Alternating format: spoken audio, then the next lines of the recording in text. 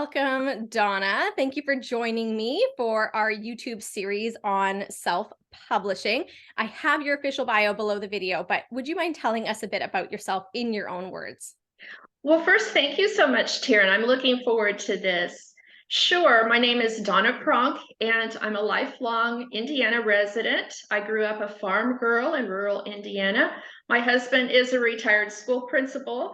I am retired after a 37-year career in newspaper journalism, where I did all kinds of things at small newspapers in Indiana.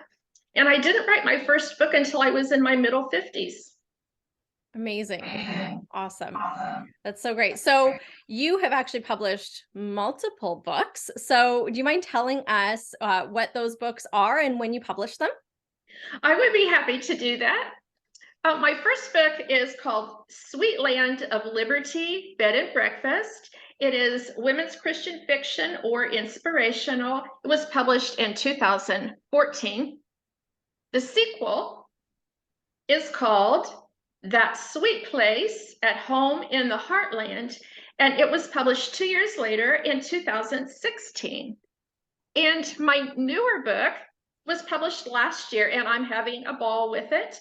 It is a memoir based around cleaning out my house during COVID and various stories, life lessons, and things like that that came to mind from that time. And it's called There's a Clydesdale in the Attic, Reflections on Keeping and Letting Go. Amazing. I love that. I love that you were able to use that experience and put it into book form. and have a clean attic, it sounds like, as well. Pretty clean. Good. Awesome. So with that first book, you mentioned you were in your mid-50s when you published. What led you to decide to self-publish?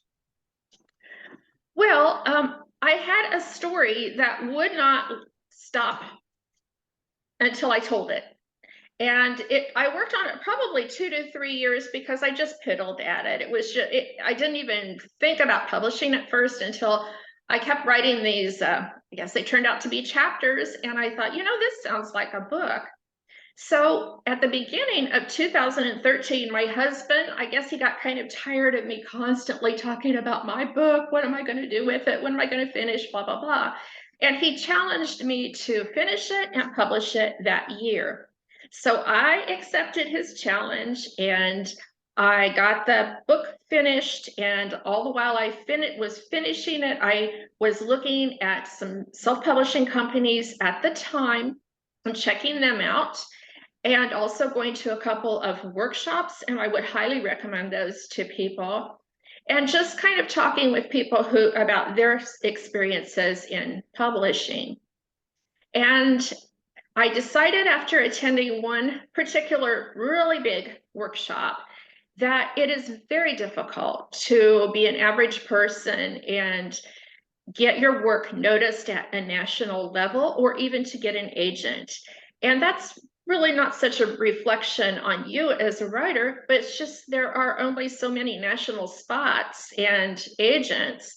And so I decided to do it and have some fun and just see what happened. Amazing. I love that. I love that you decided to have some fun with it, because it can be a little bit of a scary process. So I love that piece to it. So what parts of your self-publishing journey did you enjoy? Well, I enjoyed it because the company that I used at the time was called CreateSpace, and that was Amazon's publishing division at the time.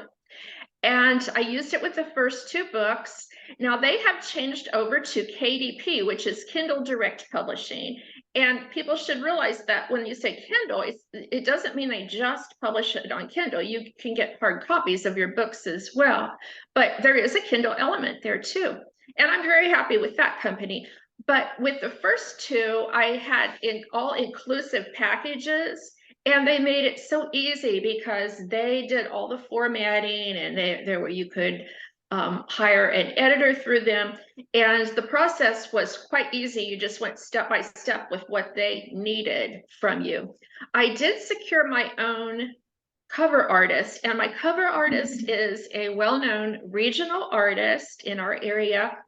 And she did all three of my covers, and she works very closely with me, and she wants to please me, and we just thresh out the covers and do corrections as we need to make it quite relevant to my actual stories. Amazing. That's great.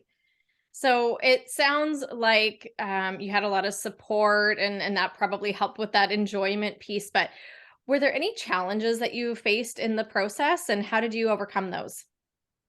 Well, I think especially with the last book where I had to be my own contractor as far as if I wanted a professional editor. I ended up using some people I know who are very talented with words. They're not technically professional editors, but they were quite good. And I had to find my own formatting company. That would be the most challenging for me because KDP, as I'm sure all publishers, require a very specific technique for the formatting. So I was happy with the company I use, but it is challenging because when you're doing all these elements yourself, from hiring a cover and editors and a formatter, and then figuring out your keywords and all of the things involved, that is somewhat challenging. The other thing that is challenging is I think that writers need to realize that once that they're so concentrated, like I was, about getting that book out. Once it's out, you're suddenly a business person. And so you have to develop a plan and some systems for how you're going to deal with taxes and your income. If you need an e-reader, if you're going to be selling your books yourself, more and more people are wanting to pay with plastic. So you need to have that in place. And so just your whole business model, along with a marketing plan, because who's going to buy your book? You can't just rely, if you're an unknown, on Amazon to do it. I still sell all three of my books on Amazon, but the majority of my sales are from personal appearances that I do, book clubs, libraries, mother-daughter banquets, ladies organizations, that sort of thing. Amazing. That's really helpful just to hear. I think that's going to be a common thread in this series of, that marketing piece and that business piece is sometimes a little bit unexpected. But I love hearing how you've done a lot of these in person or, in real life connections outside of Amazon. And that's been Oh, a yeah. real key piece of your sales. Well, it's no time to be shy. If you're going to have a book, why have a book if you don't want people to know about it? There's just no point that I can see. Why not just I don't know, do one of those things where you buy one book and if you just want to have your name on a book. But I am having a ball with it. Good. That's awesome. So we've touched on this a little bit already that, there was some pieces that you hired out, you used Create Space for the first two, and then the third one. I guess I'm just curious, what was your process for finding those people for editing and formatting? And you said you had the artist for design. Are there any elements to, getting that all together that you could share about with us? For me, it is really helpful being in a writing group. And I have people in that group who have a variety of experiences in publishing. And I got a tip from one of those in the writing group about the company that I used to do my formatting. And so I contacted them right away and found out that they could do my work for me. And I was very happy with them. It's all done remotely, as most things are anymore. So you don't just there are still your mom and pop publishing companies, but in this case, the work was done in New Mexico. And so, but it went great. I'm very pleased with the job that they did. As far as professional editors, again, go to workshops and and you can do some of these workshops online. You don't have to go in person anymore. There's almost all of them, I think. COVID did that to us, created a online element. So get acquainted with writing workshops, talk to other writers, go to author fairs and talk to, maybe you're not interested in their books, but you're interested in who they know and who maybe could help you. And I find that authors are very open and willing to share their resources and how they did what they do. Yeah, that's incredible. I maybe it's just writers, and maybe it's because with books, there's not so much competition, right? If somebody reads a book, they're going to read another book, right? There isn't so much like, oh, you write, Christian fiction and I write Christian fiction and therefore we're competition. But no, like we can actually share because your readers are going to read my book and vice versa. But I think the writing community is so supportive that way. And I love when I hear that people have really leaned into that, and whether it's attending, online or in-person events or having these groups of peers. Self-publishing is almost like the wrong term because you're really not doing it by yourself. Like you're having to rely on, the greater writing community to really help guide you and support you and help with some of those decisions. And I just love hearing from, different guests about how that writing community has been so important in their journey. And I think talking with other authors, you find out because they'll tell you, oh, I tried this one company and I didn't like it. I wouldn't recommend it, but boy, I sure like the one I'm working with now, that sort of thing. The way I even found out about CreateSpace was being a newspaper reporter. I had interviewed a man who used CreateSpace, and we're going back into the early days of CreateSpace. His book was published, I believe, in 2009. And it was beautifully done. He was a very intelligent person. And it just looked like a book that you would get from the traditional publishing companies, the big five. And I remembered that book. He had given me a complimentary copy and I had it on my bookshelf. So I looked at it again and I thought, that's well done. CreateSpace, I wonder what that is. So I called him, and this was about 5 years out after I interviewed him. And he said, yeah, I'm still happy with him and I'm still selling books.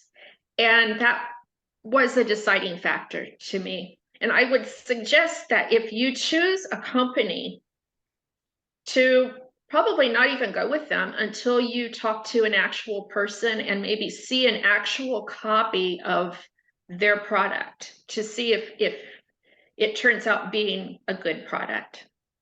Yeah, that's great advice. So is there anything that you would change about your self-publishing journey? Well, if I do another book, and I am thinking about another book, I may well go with a company that could be more altogether inclusive rather than me being a contractor and having to find all these different elements to put it together. I think there are definitely advantages to that. So that's something that I am considering.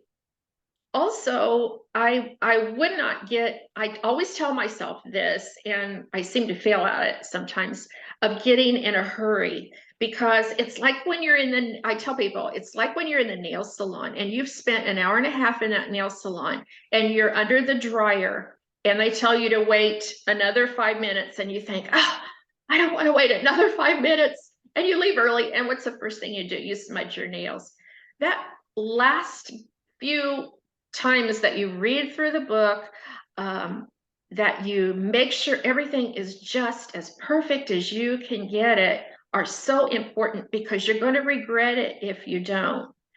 And I know that last time I ended up ordering like 5 proof copies. It was embarrassing, to the point of being embarrassing, because at that point you're pretty much supposed to have a full-on done product, but I would keep finding things that bugged me, and I thought, I'm going to change it now. And so that means more time and more expense. And I think I would try to be more patient. I also would suggest not to promise a date that a self-published book is going to be done. Some people do that, and they start 6 months earlier. They start saying, oh yes, it's going to be ready at this date. Well, you're going to frustrate your readers, because they're going to wonder if you really are going to follow through with it if your book doesn't come out then. And also, you're going to frustrate yourself. You're going to get all worked up if it's not ready by then. So I would just leave it open and then just surprise them when the book's ready. Awesome. I love that. That's sort of the way I do things too. I don't want to commit because of that very reason, right? But Yeah. yeah, that's awesome. One thing I will just maybe encourage our viewers. So I just finished reading a traditionally published fiction novel, and I still found 2 typos in it, right? So if you think about, Mhm. how many editors and proofreaders and copy editors and everything that goes into publishing a book, Yes. those things slip through. So even as a self-published author, like you said, do it as perfect as you can. But also give yourself some grace that there's probably going to be a typo here or there that's going to slip through. The really nice thing about self-publishing is your readers are going to tell you, and then you can fix it. So you can Mm. actually upload new files and fix it, rather than, a traditionally published book where it's like, well, we've already printed 100,000 copies, so we'll just have to wait till the next print run, or maybe never, Mhm. right? Mhm. So that's, Mhm. for me, someone who really likes the attention to detail. I appreciate the fact that I can go in and make changes if I need to. Right. Yeah, awesome. So, Donna, what benefits have you experienced by self-publishing? I can tell you that all 3 times, all 3 books have been among the best experiences of my life. It's just it just fulfills my need to create, and I like to work with words better than I like to work with crafts or anything else. And I like doing a lot of different things, but by far I like working with words, and that was my career. And now that I'm in retirement, I have even more time to write programs for organizations that I'm speaking to, and I try to tailor each one to their specific needs, and I'm having a good time. Amazing. It sounds like it. Hearing you talk about it Mhm. is so encouraging. That's great. So, just one last final question. What would you say to someone who is considering self-publishing? Well, I would tell them, first of all, to be realistic. A lot of people ask me how to do this, and then they will just make an offhand comment like, well, I really would rather go traditional so my book could be in Barnes and Noble. And I just feel like I need to tell them that would be great if you could do that, but you would be among a very elite few who could do that as an unknown author and basically an ordinary person. So be realistic and know that you can still have a ton of fun. You can still make some supplemental income. I am in the black. I am not wealthy. I'm not going to get wealthy off my books. That's highly unlikely. But I am in the black, and I'm proud of that. And you can just have a wonderful time, and it can be a great hobby and a little side business. So great. So encouraging. Well, thank you, Donna, for joining me for this interview. I hope that our viewers are encouraged by your story as well. And yeah, just thank you again for being here with me. Well, thank you, Taryn. I certainly appreciate it. All right. Take care, everyone.